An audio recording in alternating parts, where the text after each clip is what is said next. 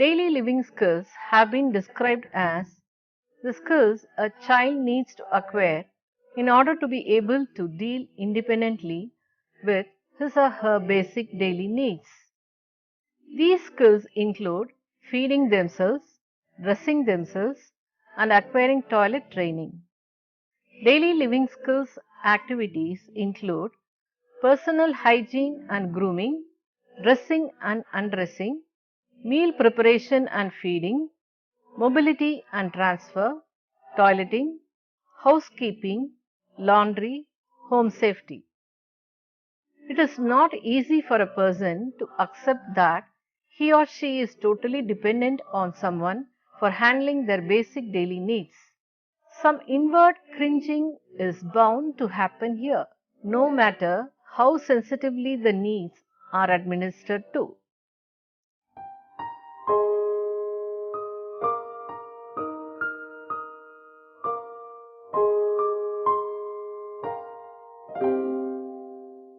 Two to 3 years, bathing. 3 to 4 years, eating. 5 to 6 years, toileting. 6 to 7 years, basic personal hygiene. 8 to 9 years, dressing.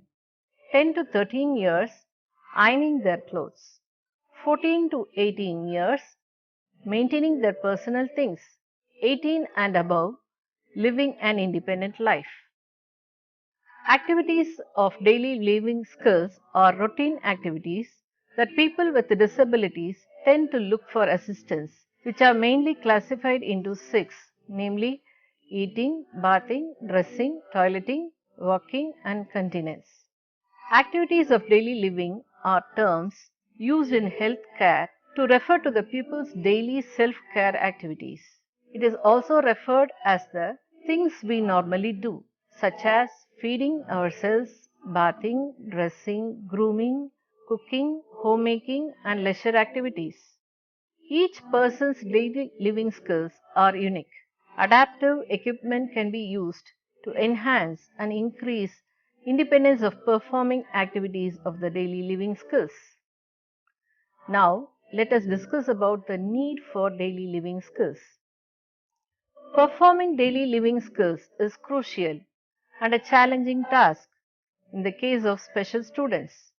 This is because this will help the child to be independent in handling his or her basic daily needs and boost the morale and makes him or her more positive and confident on tackling other learning areas. This gives dignity and self respect, which is important for everyone, including a special child. This helps the child in leading a normal life in many areas. This makes the child a more acceptable and well functioning member of the family in particular and society at large. This reduces the burden on parents and others involved in their caring. This makes the child more independent and acceptable and increase and improve his or her opportunities for greater social and community exposure and interaction. This helps in improving the social interaction language. This helps in attaining productive work experience at the later stage. It is important to give priority and attention given in the area of self-help skills. In some cases, it may be very time consuming and laborious, particularly in the beginning.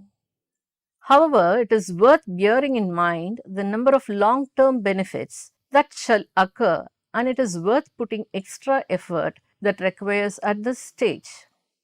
In other cases, because of the nature of the disability, total independence may be possible. Even so, in all cases, basic skills can be acquired to some extent. In fact, in most situations, if dealt with correctly and consistently, the acquisition of self-help skills will be definitely envisaged at the start. If the dependency is inevitable, it can be made easier if the child is helped to participate in the process, even it prolongs than the time it takes to get the things done alone. It is also important to ensure that not only these skills are taught, but also they are taught at the appropriate age or as close to as possible. It is important not to delay teaching daily living skills. It is equally important to remember that nothing should be taught before the child is ready to master them. It is best to decide on one skill and then keep on trying and gauging of the child is ready for it. Break up the entire task and teach each step at a time. Failure to do so can be extremely disheartening. It can give a negative impact on his or her morale, which will reduce chances of success in further training sessions. A useful hint is to be given at the end of the task for enhancement of learning. Learning should happen from known to unknown, general to specific.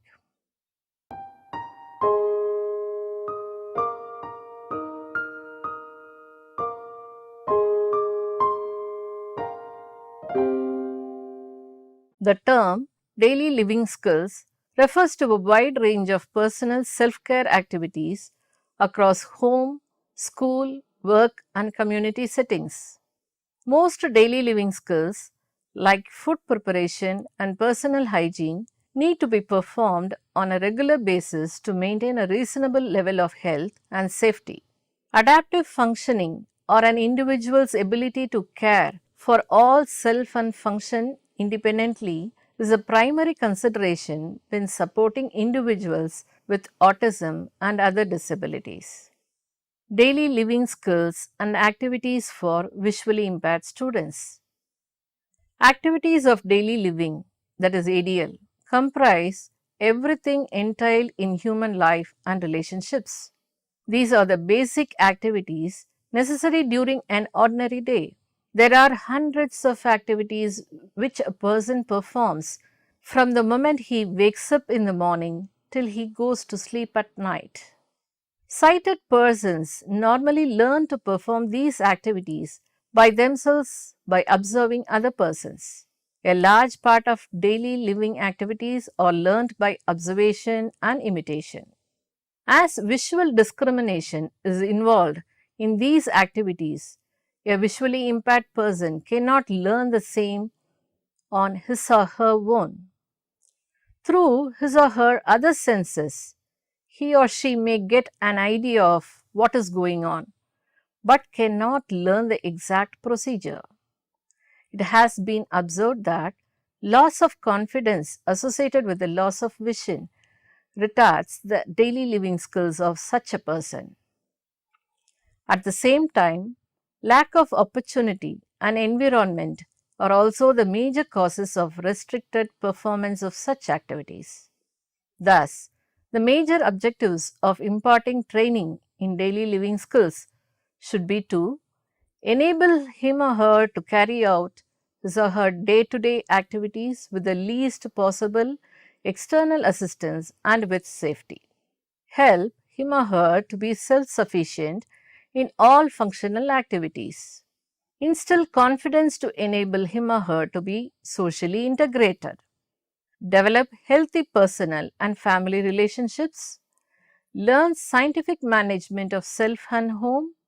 Become aware of safety precautions to be taken in the home. Become a well groomed person. Reduce dependence upon the caretakers.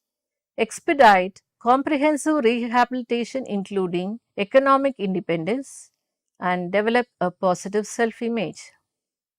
Thus, activities of daily living include all those activities which people do every day.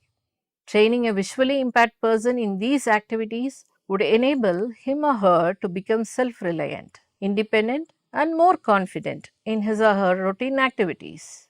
Although these activities are not an end in itself, these certainly are a very essential means towards complete, meaningful, and comprehensive rehabilitation. Now, we are going to discuss further about the training strategy, procedure for designing the daily living skills, specific rules for teaching daily living skills, and training content.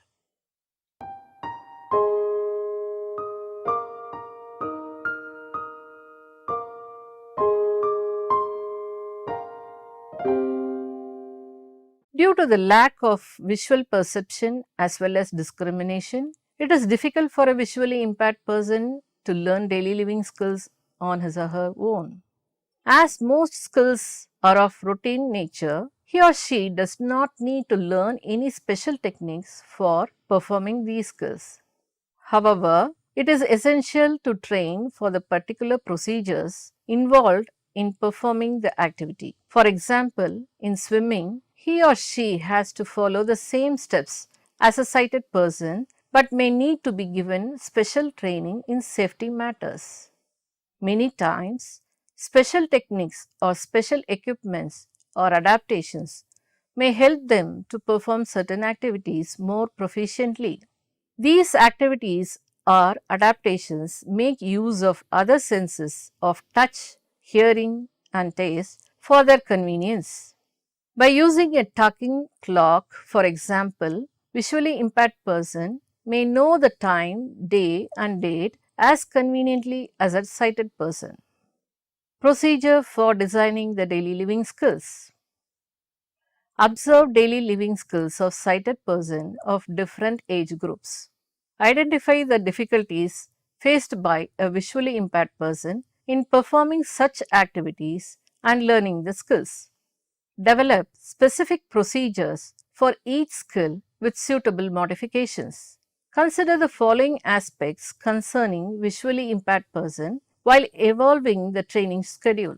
Individual felt needs, physical potentials, age, age at the onset of visual impairment, family background, economic status and occupation, environment and past experience. Explain the procedure followed by sighted person in performing a particular activity to visually impaired person. Impart relevant training in orientation and mobility associated with the effective performing of a particular activity. Supplement the skills with appropriate assistive devices and adaptations. Incorporate an inbuilt system of monitoring and evaluation of the training program. Adopt a system of follow-up for sustaining the abilities to perform the activities. Specific rules for teaching daily living skills. Gather the relevant and needed following items before initiating the training. All materials, equipments, special assistive devices and adaptations, embossed diagrams and tactile adaptations. Perform task analysis for evolving the proper sequence, deciding the procedure of performing the activity and finalizing the layout and positioning of the material and equipment. Orient the person regarding location of the materials, procedure of taking and replacing the same, hand coordination, sequence of various operations, use of equipment and adaptations and safety measures. Ensure appropriate use, safety of the individual, no damage to equipment and least possible wastage. Supervise during the performance of the procedure and provide instructions wherever essential. Follow up, evaluate and appreciate good performance. Training content. To enable a visually impaired person to be independent in the activities of daily living and home economics, training should be imparted in the aspects on personal care, cooking skills, housekeeping skills and home economics. The activities may be adapted to suit the needs of visually impaired persons of rural and urban areas. The principles are the same, but minor modifications may be necessary. Under personal care, we are going to look about hygiene, grooming, social graces and toilet activities. Let us see one by one. The first one is hygiene. The visually impaired person should be trained about bathing, care of hands and feet, cleaning of ears, nail cutting, oral hygiene, manage toothpaste, brush teeth, personal hygiene. The next one is grooming, in which they should be taught about combing and care of hair, dressing and undressing, shaving using facial cream, skin care, applying cosmetics, female grooming and hygiene, using hair oil cosmetics. The next one is social graces, which involves social manners, etiquette, courtesy, table manners, eating habits with fingers, spoons, style and mode of dressing, postures while sitting, standing and talking, gestures, gait, socializing, art of conversation. Finally, in toilet activities in which they should be trained to control the bowels and bladder while asleep, during waking hours, while awake, and finally at night. Have conscious effort and physical energy to stay seated, keep themselves clean and hygienic. Next, we will look into the cooking skills. The skills to be trained are identifying the ingredients, cleaning and cutting vegetables, handling vessels, handling gas, cooking safely. Regarding housekeeping skills, the skills to be trained are cleaning, care of furniture, laundry, washing utensils, bed making. And finally, regarding home economics, the skills to be trained are money management, time and energy management, furnishing the home, shopping techniques, using appliances, care of the home.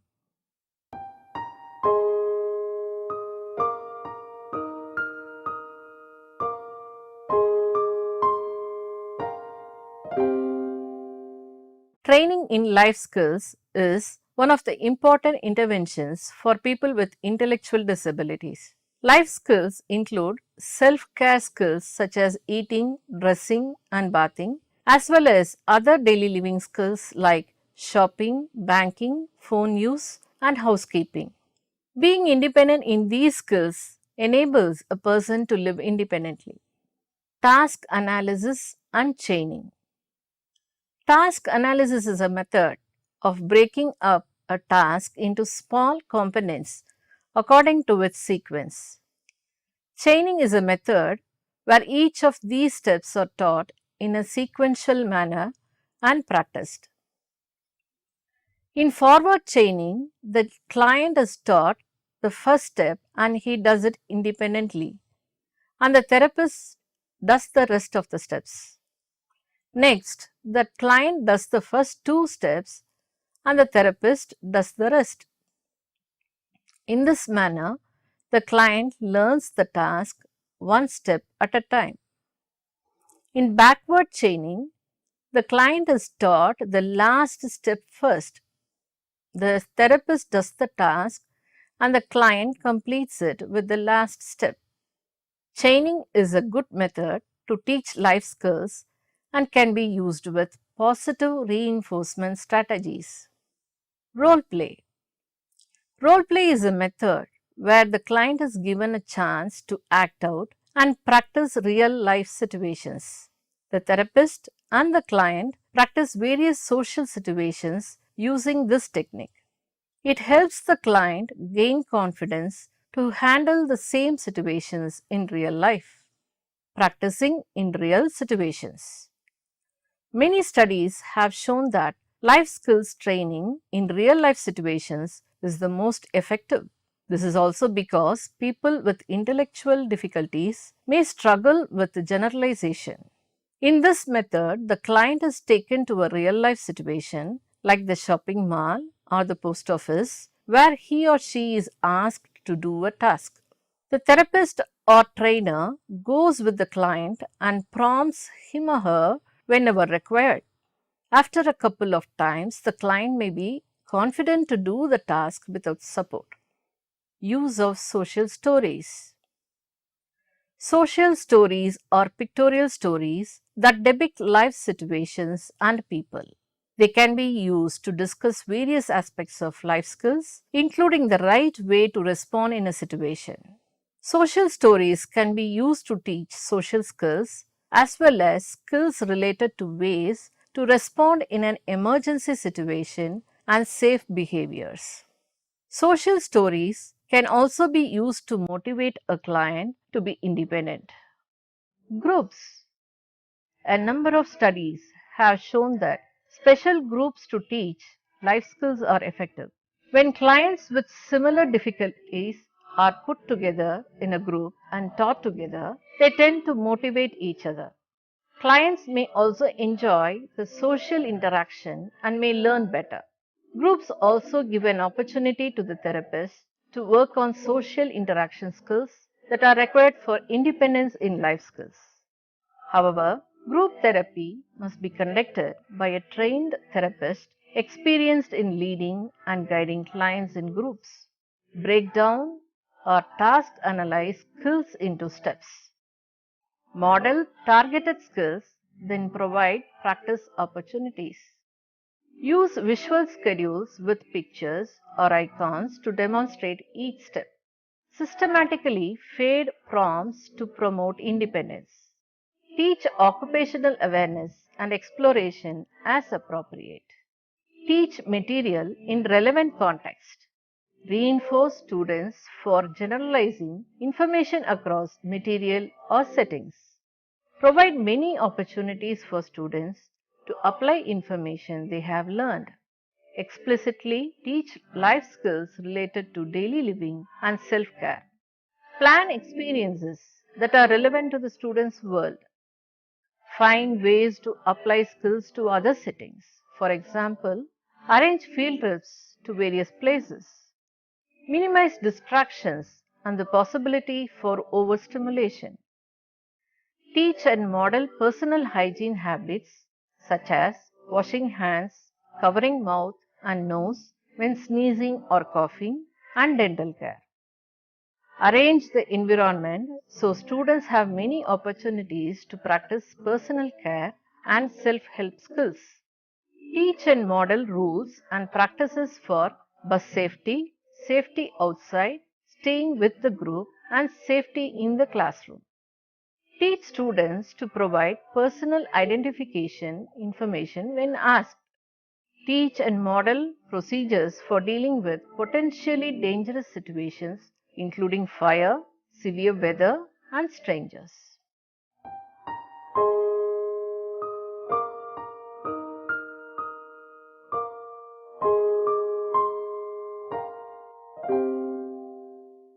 Children usually learn self-care skills in the home environment before starting school.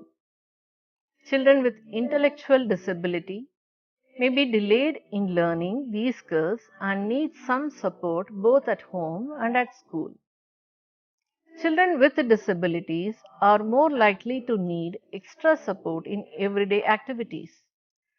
The support needs of a child will vary depending on the nature of the task, the child's disability, and their environment, where some children will need no help, some others may need a little, and there are persons who will always need support with certain activities.